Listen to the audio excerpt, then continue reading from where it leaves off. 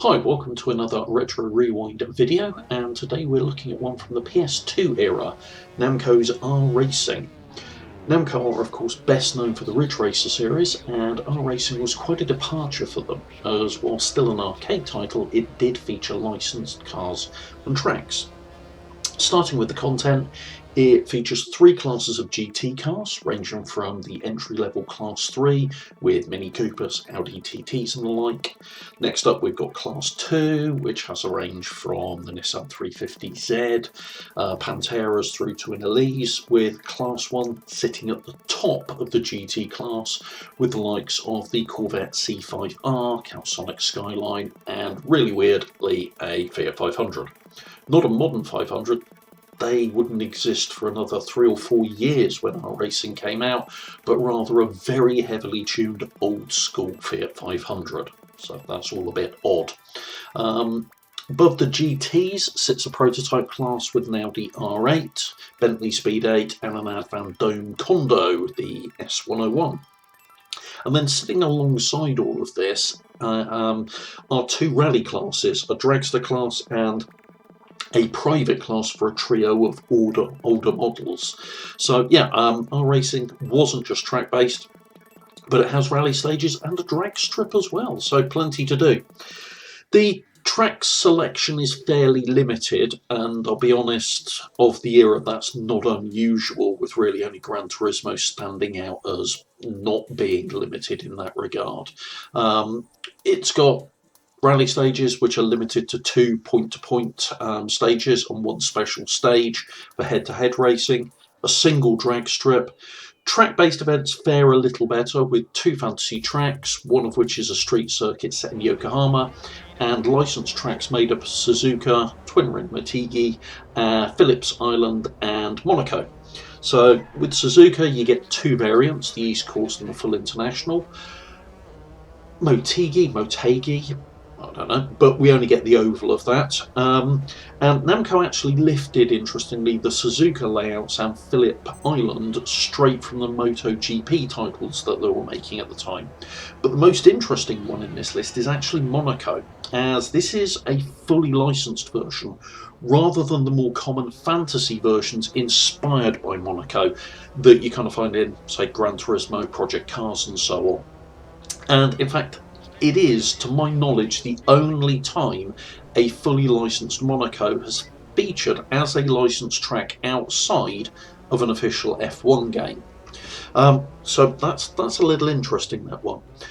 R-Racing has also got quite a bit to do, so as well as your standard fare of arcade time trial versus etc. It had an events challenge with its own tournaments and challenges built in that. However, the marketing at launch focused on the story side of the title, and this story is based around the rather impossible story of an ambulance driver who gets rapidly drafted in to save the day with a race team. By rapidly drafting in, I mean the next day. And then gets involved in all sorts of backroom race fixing and gambling. It's all completely bizarre stuff. And it's also not aged well, particularly in regard to its attitudes towards women and how they're pictured in the cutscenes. The other much touted feature was the AI pressure gauge, which encouraged you to put pressure on the car in front of you that then forced it to make a mistake. And this idea was unfortunately hampered by 2 problems. The first one being that when you pressured them to make a mistake, they often screwed up to such a degree that they crashed into you, thus removing any advantage it may have given you. The second problem was that it's just utterly unneeded. The AI is so brain dead and slow that it's actually quicker and safer just to pass them on track and completely ignore the pressure gauge. Moving then on to the physics side of R-Racing, and while it doesn't have the true arcade leanings of Namco's Ridge Racer series, it also doesn't move far enough towards the more simulation end of the market at the time.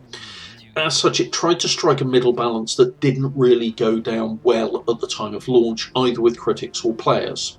Now, in all fairness, time and changes of expectations as to what a console sim is have pushed it down towards the arcade end of the scale quite firmly. And oddly, it sits in a much better place now than it did at launch. It did also support wheels, but it's far from a good implementation. And in all honesty, if you're going to revisit, stick with a gamepad. It's much better than its wheel implementation. Rounding off then, in terms of graphics and audio, it's a solid title for its time, nicely modelled cars, tracks and stages, and it survives the upscaled emulation you're watching now rather well. Audio's okay, and for those of you who are fans of Namco's electronic-based scores, this is another title packed with tracks from them.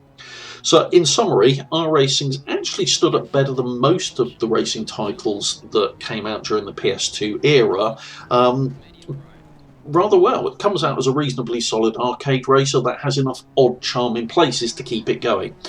And as long as you're able and happy to overlook the areas of the story mode that do date it badly, it's not a bad one to pick up and play around with.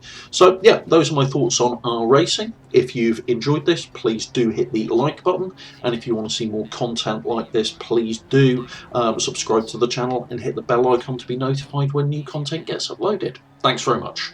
Take care. Bye.